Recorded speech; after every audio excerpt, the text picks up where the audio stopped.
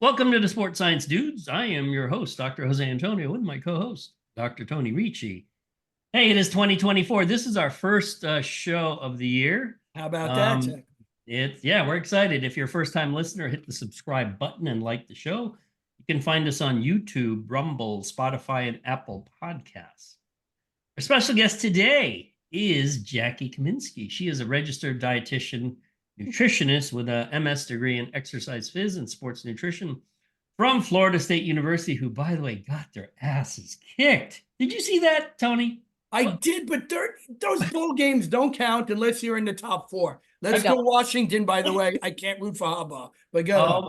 Oh, that's true. That's Ohio State's nemesis, right? You got that right. Yeah, but all the Florida State people were whining about, oh, we should be in the top four, and then they get shellacked. They get shellacked. Wasn't this moment. Really. More about Jackie. Her first introduction to working with pro athletes was back in 2017, where she worked at the UFC Performance Institute in Las Vegas, Nevada. Since then, Jackie's worked with various professional fighters and other clientele, and now operates under the company she started back in March, the Fight Nutritionist. That's pretty cool, the Fight Nutritionist. It's dedicated to providing the most effective nutrition plans, ensure her athletes are performing at the absolute best, and I'm sure we'll talk a lot about that. You're also a member of the ISSN. Yep. You've actually helped with some data collection, got some publications, and when you aren't working, which is, you work most of the time, seems like you travel a lot, Jackie. I do travel a lot. You also train a little bit in kickboxing, Muay Thai, etc., etc. So it is a pleasure to have Jackie Kaminski on the show. Welcome. Hey, thank you. Hey. Wait, can I just start? Jackie is speaking this year at ISSN. Am I correct? Let everybody know that. Well, I know Jackie knows that. I know that. Yeah. Recent news. Super excited about it. All right. Yes, that would be June 18 to 20 in Bonita Springs, Florida. So if you want to see Jackie's talk, actually also one of our other good friends and colleagues, Corey Peacock, will be giving a talk on some of the data we collected from the UFCPI. So Corey's talking again. That's a first while. I know it has been a while, huh? Yeah. We don't want to tell anyone Corey's secrets for maintaining his composure up there. So anyways, hey, you know what I want to talk a little bit about? You went to Florida State, and I'm a big fan of, sort of funny, ironic stories, right? Here's what's interesting about the world of dietetics. There are conventional dietitians, and then there are people like you. And we all know what that means. That's the funny part. You don't need to explain. We all know what that means. So tell the audience what happened to you while you were going through your master's degree at Florida State. Because you know what? It's kind of funny because look where you ended up. You could sort of, go I ended up being quite successful. So tell the audience what happened when you were at Florida State. Yeah, so we're going to preface this with we're not going to give a shout out to Florida State in any means. They're not responsible for my success.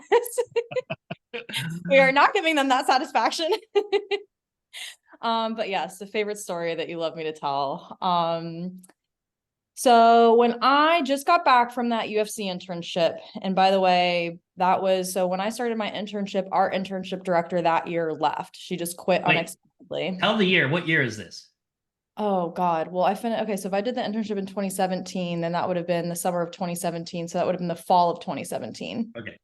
So our internship director left unexpectedly. They had to have an interim, and it was a complete disaster. The lady who filled in, she had no idea what was going on. All the students, we were basically on our own. It was a mess. But I was the first person in the history of Florida State to facilitate that introduction to the UFC. So they didn't have any connections. I'm the one who reached out. I came back. Obviously, it was a great experience. I had glowing, recommendations. They loved me. It was such a great experience.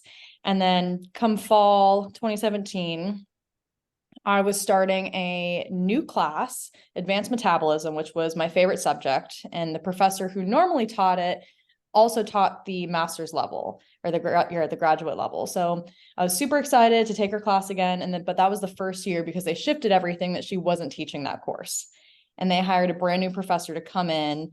and teach that course. And me being who I am, I'm very skeptical of people, but Hey, that's not a bad thing, actually. I no. don't think it's required. Yeah, so it was, and her bio, you read her bio, she had a really impressive bio, but she was really young. But, and my perception was that, oh, okay, well, maybe she's inexperienced in the teaching realm, like it was her first year teaching ever, but she's got a really impressive bio, so she's got to be really intelligent. Like she clearly impressed the board or whoever does all the hiring for professors at FSU. Long story short, she came in, she could not teach at all. Wait, what does that mean? She could not teach at all. Give us like an analogy, like she could only read off of PowerPoints. Oh, that's word annoying. Word for word. When she was asked questions in the class, she asked other students if they could Google it for her. No. Wait, this is a grad class. Yes. Okay. So I'm like, oh, great. Okay, so my professor can't answer questions. She needs someone to Google it for her. I was like, you can't provide additional insight into a topic that we're learning. That's concerning. Okay. And she was just kind of regurgitating all the information that we covered in undergrad. So it was she also taught the undergraduate sections, and it literally felt like an exact repeat. So fast forward, our whole class filed a complaint because it all started when she failed us on our first exam. So it was carbohydrate metabolism, which anyone who studies carbohydrate metabolism, you cover it in biochem, chemistry, biology, even in metabolism. So when you're going through your curriculum, it's covered so many times that like, even if you sucked at metabolism, you still understand carbohydrate metabolism. Right. And she failed everyone on that test. It was a take-home test. We had a week to do it. Everyone got an F. No, the highest grade was a 78. So I'm sorry, just written, short answer, essay. It was multiple choice and short answer. So I wrote back to her in an email. I complained about my test grade. I, asked her if I could retake it in her class. And, because I'm, a little petty, I attached my undergraduate grade that I got for that course. And I have mastery in this material, as you can see here. So immediately she loved you. She did. She really appreciated that, I think. But fast forward again. So our whole class complained. She got in trouble with the department. She didn't get fired. But, after that, I just think that, because of my emails, some of our interactions, she didn't like me. And so after that semester was over, spring semester, now come end of spring, I was getting ready to graduate. So I had summer semester left, which was just internship. So I was coming down to South Florida, move back home with my parents, start my clinicals, and met with all my major professors, my internship director. Everything was great.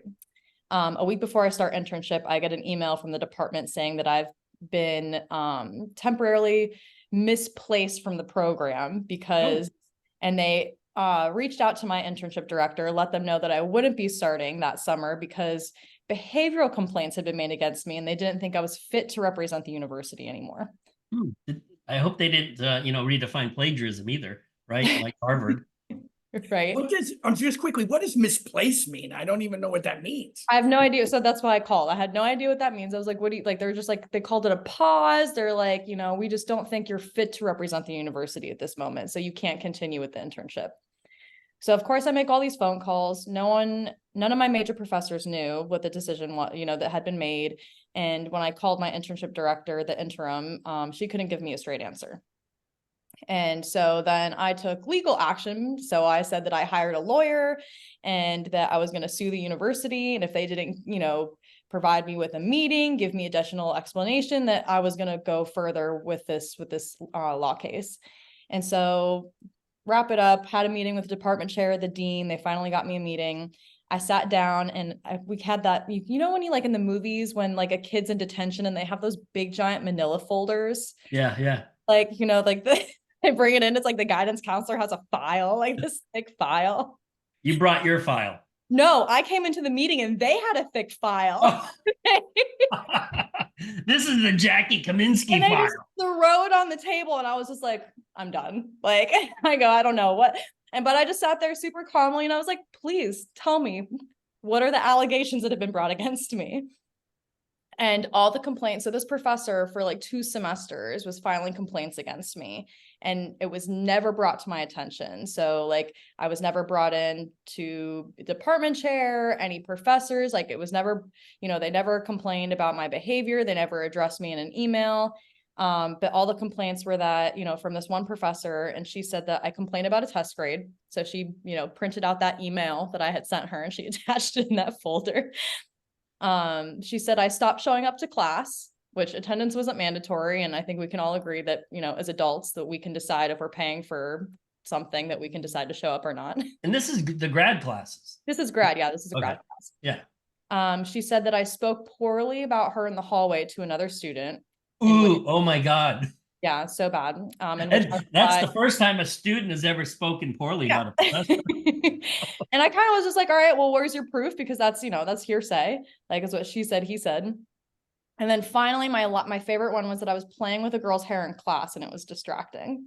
Oh my. No wonder why the Seminoles lost by 60 points. We have really great disciplinary, I can even say that word. Disciplinary actions. Disciplinary actions, yes. So, okay. You know what's interesting about this? I've been teaching. I actually started teaching when I was in grad school. And I've never once in my life, and I've been doing this for almost 3 decades, thought that I needed to report a student. I've never, it's just not anything that comes to, even if they're complete dicks or bitches or whatever. It's like, okay, there's always, students who are just asses or whatever. Maybe you don't get along, but I've never thought that. I mean, a professor, in my opinion, has to be really petty to do something like that. With who they are to do, because it's just like, unless they're doing something that's just like, like plagiarism or cheating, where it's something like where it's grounds for expulsion, or, if you're going to say, hey, like you have to fail you, like this is just unacceptable, you're breaking the code of conduct. Like outside of that, I was just like, what, like you just have an agenda, Yeah. It sounds like a stupid personality conflict she has. Yeah. So, or maybe she just doesn't like you. She definitely doesn't like me. She made that so that was the best part of the story, was that after that meeting, they wanted me to write an apology letter to her. And then write a reflective essay at the end of the summer. So I had to take the summer to think about my actions. Oh, I'd be so annoyed. I got put in adult timeout. And then the best part of it was that I found her in the hallway shortly after that meeting. And I addressed her and I just said, listen, if we had our differences or if I disrespected you in any way, I'm truly sorry. Can we move on from this? And she goes, I don't like you. I don't think I'll ever like you. If I have any advice, it's to lose the attitude issue. You have a serious attitude issue and I don't accept your apology. Sounds like someone else has the attitude. Can I ask a quick question about, Jack? This is a professor. About how old is this person? Around. She had to be, I think she was like 28 or 29. Okay, I'm gonna say, I mean, she's acting younger than that, but yeah, she was young. And so it was that moment where I kind of thought, oh, well, I'm unfit to represent the university, but this is how your professors speak to their students. Understood.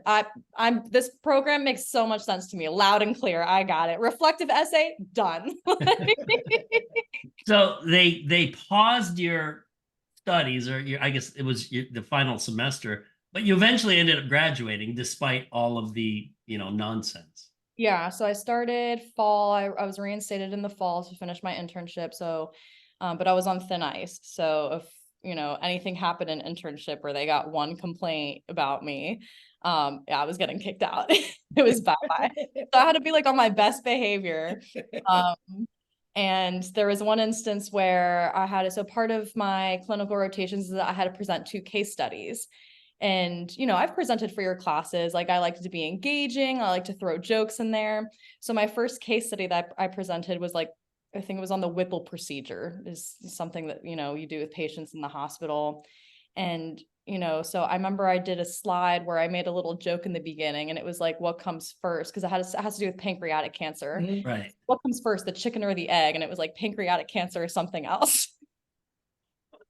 Hey, people remember analogies. Yeah, just to like break the ice. And so after that, she like basically failed me in the presentation, saying that it wasn't professional enough. So then the next time, I did it, I'm like hands like this. I'm just like very astute and just, speaking very like professionally and like, educated. Well, hey, I'm sorry, Tony. No, but yet look at all those, somehow or another, look at all those credentials right next to her name. She made it, right? I She's did. I the made it RDN, out. she's the LDN. And I assume this former professor of yours has no idea what you're doing these days. No, I do want to rub it in her face. I'd love to run into her. Okay, well, okay. What I found most fascinating about that story is that oftentimes the conventional wisdom, sort of in academia, who might view you as a troublemaker, are often the ones that end up shining down the road. Because I had similar issues when I was a grad student, and especially when I was faculty. I've had those issues all throughout my entire career. But we love people who are skeptical. We love people who are mavericks, who are iconoclasts. Otherwise, everybody's saying the exact same shit to everybody else. You gotta ruffle some feathers. That's how we create, more, space within the field. We dive deeper into topics and we get, alternative opinions. And I was just like, yeah, if everyone's saying the same thing, then there's something wrong. Like, yeah, now you're in a field now. Tony and I, we're a bit older than you, so we have seen things that I don't even think you were alive back. Wait, when were you born? Let's see, 95. Holy, Tony, do you realize she didn't even see the initial UFC fights? Do you realize that? Yeah, she wasn't born yet. Yeah. 2 years. So wait, when's birthday again, Jack? You're in December. You're December. Yeah, so it's November of 93. So 25 months after UFC won. Jack joins us here on planet Earth. This is crazy. So, I remember you and I remember watching Hoist Gracie and seeing this skinny guy who knew something called Brazilian Jiu-Jitsu dominating people. I'm like, wow, this is the coolest thing ever. Just all these different styles of fighting. And then if we fast forward to 2023, you work with professional fighters of all sorts, whether it's MMA, bare knuckle or whatnot. For most people, and I get this question a lot for students, they say, and Tony does as well, hey, I want to work with pro athletes. I'm like, okay, what kind of pro athletes? And oftentimes they say football because football is glamorous. I'm like, yeah, good luck. You're not working with football. A lot of that is who you know, and you got to be at the right place, right time. And you got to be willing to work for peanuts, if you want to, get with a pro team. But it is just as esoteric to work with pro fighters, because Tony can comment on this. At least in the boxing world, there tends to be more, I'm not sure what the word is, but because it's existed so much longer, there's more tradition and maybe a lot more, trying to think of the word, not superstition, but they will often do things based on what someone else told them to do, years before and years before. It's ingrained in kind of like old practices, and it's just unwillingness to change. And because I wouldn't call it cliquey, even though it is. Like, once they have their people, that's fight sports in general. Once they find their people, that's their people. Like, they're not gonna, find a new coach or go somewhere else unless they lost, had a devastating loss and they figured, okay, well, I need to, switch things up. So how did you transition into that? Because it's not something, this isn't a job that they teach you about in grad school. Yeah. Fighting in general or the boxing part? The fighting in general. So that had a lot to do with that internship at the UFC. So that's, at the time, I don't think there were many RDs that even touched fighting, just because it was a bit nuanced in the sense that it kind of goes against everything that you're taught. So it's just because it's extremely unhealthy, right? We're getting you to lose massive amounts of weight, crash diet, all these acute weight loss practices to purposely dehydrate, like, 8%, 10% of your body weight, like crazy stuff. So it's like dietitians are like, I'm not going to touch that. It makes no sense. So when I was at the UFC and I started working, so I was there with Clint when he was the director. And then I was also there when they had just hired Charles. So Charles was there probably like the last month I was there. So I learned a lot from him too, because he's the current director now. And it was their internship was still pretty new. So I got to do everything. So I was just, I was doing the nutrition, I was doing the food ordering, I managed the smoothie bar, I did all the sports science testing. I got to hang out with Heather and physical therapy and watch her processes. I got to follow Bo and do all the strength and conditioning. So I got to see like all the different parts of it. And after, I made a lot of connections there. A lot of those fighters that some of them that I'm still close friends with even today. A lot of them moved here to South Florida, or they live down here. So when I moved back from school, I started working at Delray Beach Boxing, which they weren't really attracting professional athletes back then. It was under different management, but I just thought, oh, boxing gym might be a cool space to get into. Now, Jackie, sorry to interrupt. When you say working, meaning like front desk. I was front desk, like okay. Just checking people to the gym. Okay. Sometimes you got to start somewhere. Yeah, so I just wanted to put myself in the space. I just thought, okay, well, if I want to work, because after the UFC internship, it just really solidified my love for fighting. I thought this is such a niche market, and similar to what you said earlier, everyone wants to get into the major sports, football, basketball, and baseball. And at the time, every major sports team had a dietitian at the professional and collegiate level. Like you said, you got to be willing to work 70 hours a week for $20,000, $30,000 a year, holidays, work yourself up through the ranks. And I was not interested in that. I go, where can I make it big really quick and really really fast? And I just, no one touched fighting yet. So I thought, oh, what a great niche to get into. South Florida has such a huge market for it. It's perfect. It does. Yep. Yeah. And then when I got into that boxing gym, I met Maureen Shea, who then introduced me to you guys at the first sports science conference. So that was right here at Nova. I remember when we first met you here. Yep. So after that, I decided to start my company in March of 2020. So COVID also helped with that because I had just graduated. No one was hiring, obviously, because the whole world was closed down. And I thought, well, I'm not going to wait around for the world to open. And it's pretty apparent that I cannot have a boss because I will get fired for misconduct or behavioral issues. So I'm just going to start my own thing. And I did. Hey, you can't fire yourself, right? Yeah, no, you can't. I can do whatever I want. Well, what's interesting is, one, you don't see many women at all that have the kind of interest, I'll call it the sports science side, whether it's nutrition or strength and conditioning, that have an interest in the fight sports in general. So in a way, you're sort of this, I don't know, black sheep, or just you stand out, because I would imagine, and Tony knows these numbers better, it's almost all men that work in that. Yeah, it is. Fortunately, I think we're seeing it more young women. I think, Jack, you're a great model for this, because I have young students that would like to consider this as a career, right? And the fact that really some hardcore dudes, whether it's in bare knuckle, or you work with women too, but you work with plenty of men in boxing, kickboxing, MMA.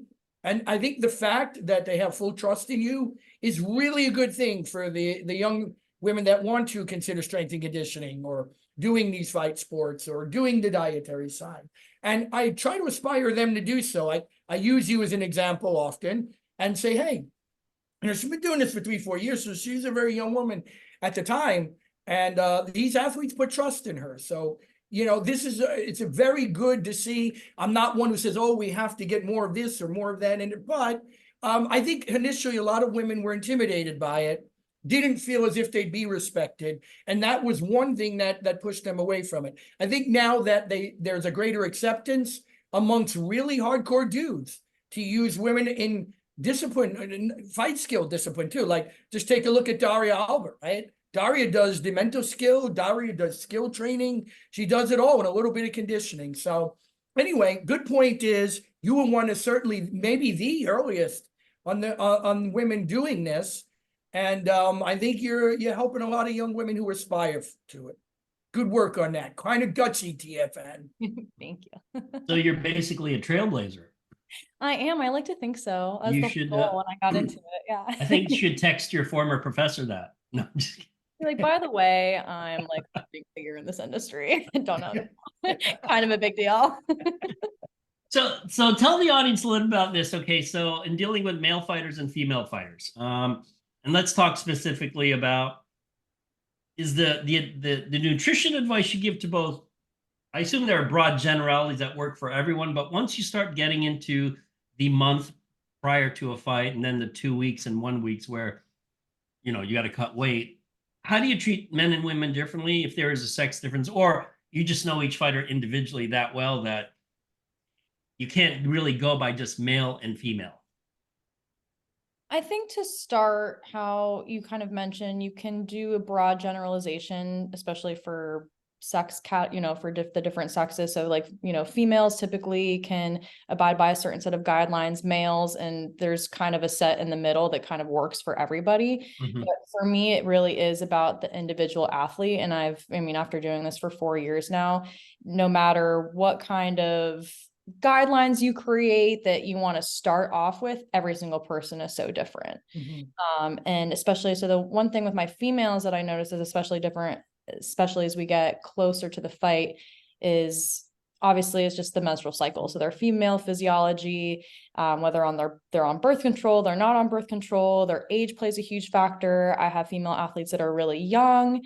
I have female athletes that are old, like they're in their 40s and maybe they're hitting closer to that perimenopause phase. So there's so many changes that occur that require me to be more considerate of that and what's going on, and have to dive into the research a little bit more.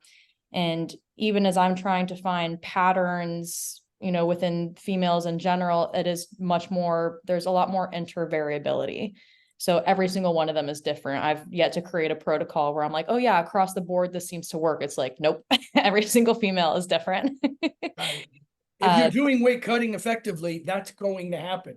Yeah. You would look, practical application, linear prescription is wonderful. We try to draw some basic guidelines, but it's challenging, right? Because that intervariability, there's behavioral factors outside of the physiology that impact it. It's a great challenge. And that's one thing I do appreciate about how you're doing it.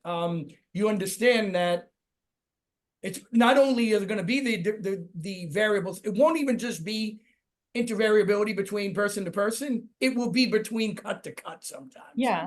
Yeah. No, absolutely. I've had cuts with even my, we'll say male athletes are much easier to deal with because they're easier to predict. We don't have all these extra variables, hormones, things like that are maybe playing as much of a factor. But cuts, I've had cuts with certain male athletes that every single cut has been different. Yeah, exactly. Trying to utilize maybe different tactics to individualize the approach more. Some are successful, some aren't. And to your point, Tony, I think if you can control every single variable, the underlying factor is adherence. Because I'm not with them. Yes, exactly. I'm not always with them. I've had one fighter where, I did spend an entire month with him in Vegas, and I cooked I controlled everything that went in and out of his mouth. I mean, aside from the times that he admitted he woke up in the middle of the night and snuck into the pantry. Cheater, he's a cheater. Which I gave him a lot of shit for. But after that fight, the weight cut, it was the best weight cut he ever had. His coach said it. I mean, he lost the fight, unfortunately. It was a really big fight, but it was the best camp that he's ever performed. And every camp that we've had after that, I haven't been with him, living with him in the house. I've even cooked his meals, but I'm not there with him physically. And his adherence to consuming the food I want him to consume at the right times, played a big role in that. And so for my athletes, I do most of my coaching is remote. So I'm not with them. So I can write the perfect plan, but if they're not adhering to it 100%, I can't control for that. And so that's going to play a big factor in how effective my programming is and how, easy or hard their weight cut is leading up to that, fight. Yeah, you hit the nail on the head, not just with weight cuts, but diets in general, exercise in general, hell, life in general, adherence. Most people have a hard time sticking to whatever strategies or tactics they need to reach a goal. And it's, in a way, it's not that difficult. You just got to do what you're supposed to do. But a lot of people don't want to do that. Now, compare what you do with these fighters versus what you were taught in school. And this is a comparison I want you to make. Good question. There are ideas within the dietetics world about how you should eat. Okay. Compare and contrast that with sort of the general guidelines you give to fighters, not as part of a weight cut, but this is how you should eat. So what did you learn in school versus what you tell, let's use the broad category, athletes, what you tell athletes to do? Yeah. So going through school, I mean, you're taught, everything is spoken very vaguely. So you're taught about, they use like the My Plate a lot, using, making sure you're always consuming complex carbohydrates, rich sources of proteins, healthy fats. And, you know, I feel like we never really got into specific guidelines. It was just a matter of discussing, you know, in clinical situations, what was required, if you had to change dietary needs based off of what a patient was experiencing, or more counseling, you know, how to talk people through what their struggles are, where maybe there is, you know, some sort of block, or I'm trying to think, what's the word I'm trying to think? Like there's something preventing them from being able to adhere to a program, or if they have a fear of food. So it wasn't so much, you know, different. It's just really niche with the fighting. So especially in the sports realm, we talk about, you know, how carbs are good for endurance athletes, how to fuel with simple carbs for high intensity workouts, complex carbs, if they have longer duration workouts, can mix them in, how protein's really great for power athletes for maintaining lean mass or for preserving tissue and calorie deficits, but nothing was ever discussed in terms of extreme circumstances. So that's where the fighting was really different in terms of what I had to practice and what I think is still maybe lacking a little bit in the research. Like I'd love to get into that at some point, you know, if I pursue my PhD. You know, we understand like low energy availability. That's studied because, I mean, you know, look at endurance athletes or these, you know, ultra marathoners, Ironmans, whoever, they just, the volume of training they do is so much that there's no way that they could eat that much food in a day to replace it. So they run into all these issues. But with fighting, it's, you know, maybe we see it in the bodybuilding community, but bodybuilding doesn't have that, I think, that volume and intensity that fighting does. So it's really playing with that, you know, energy restriction. Like what are the absolute limits that we can kind of bring someone down to before we're causing long-term issues, whether that's mentally, hormonally, physiologically, and in terms of their career and their performance. Yeah, I know the ACSM guidelines, which I don't teach and I don't use, but I remember learning them way back when. You know, the only, in terms of rate of weight loss, you can lose safely 1 to 2 pounds a week, and that's what's ingrained in everyone. And everybody knows that is exposed to sports that 1 to 2 pounds a week. Or they say the big one is 500 to 1,000 calorie deficit to lose weight. That's like the magic number. So that's, what you're taught. And you're like, well, not in this world. What about in terms of, I know there's always that discrepancy in terms of protein intake, athletes tending to consume a lot more than, you know, what typically is recommended by clinical nutritionists. So clinical nutrition, I think they still push the 0.8 to 1 gram per kilo. Even still.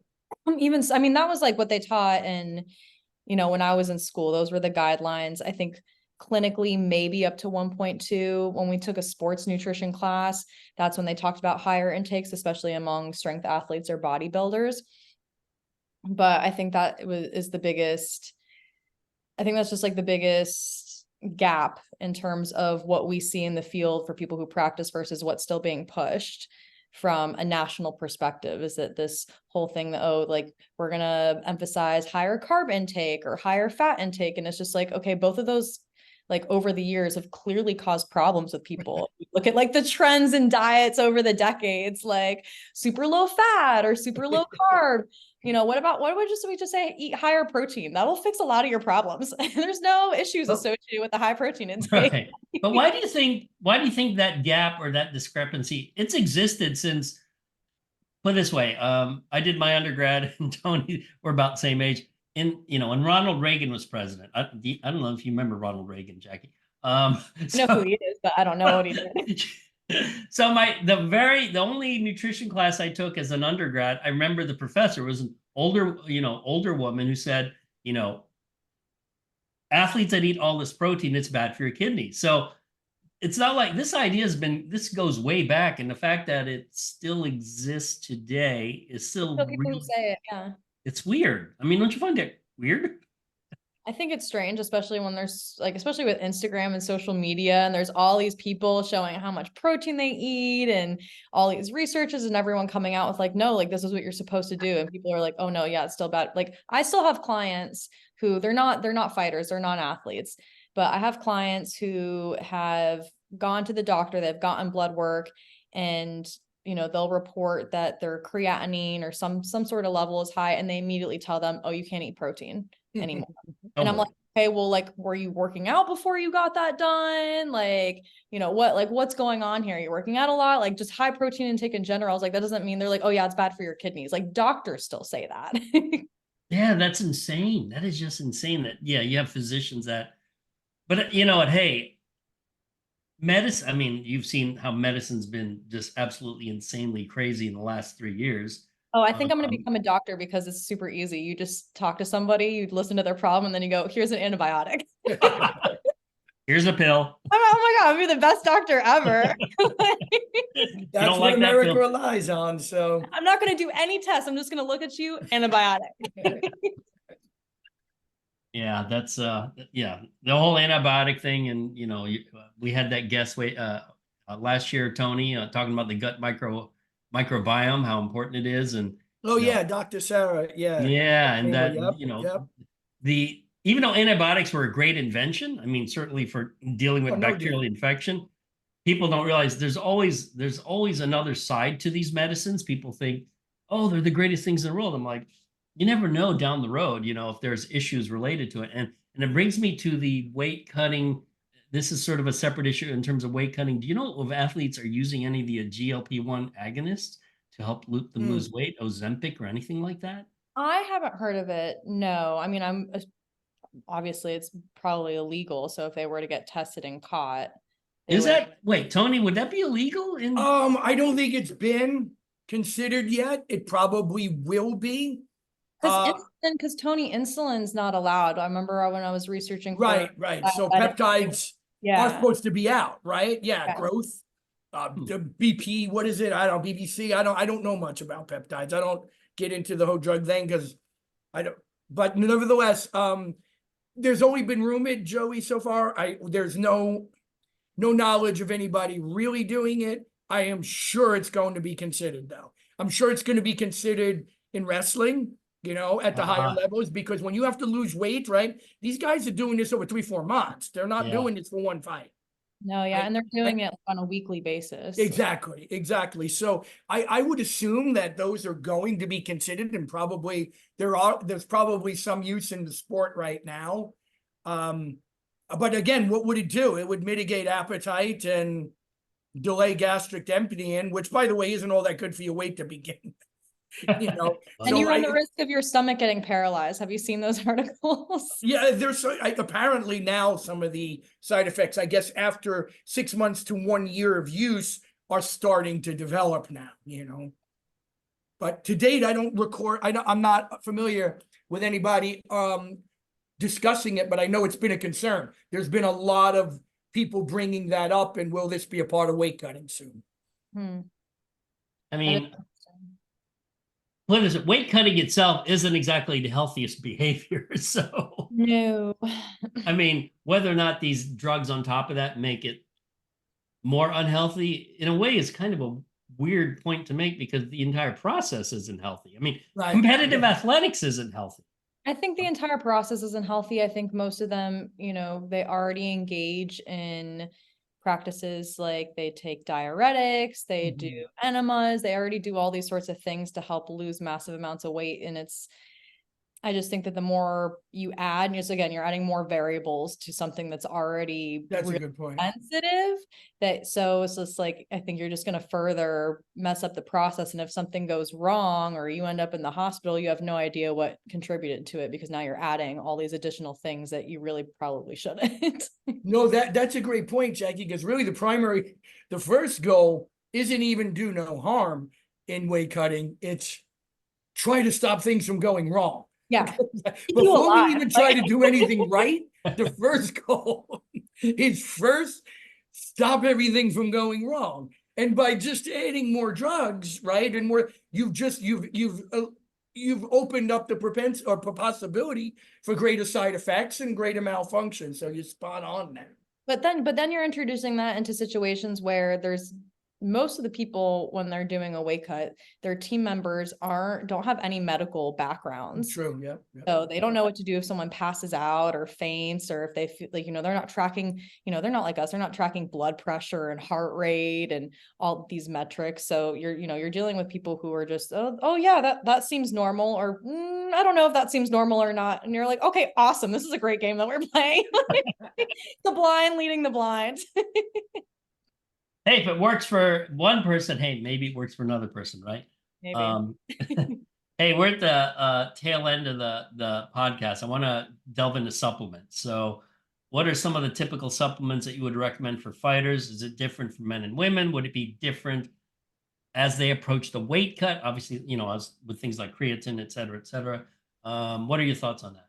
So my top one lately has been astaxanthin. I'm obsessed with it. Really?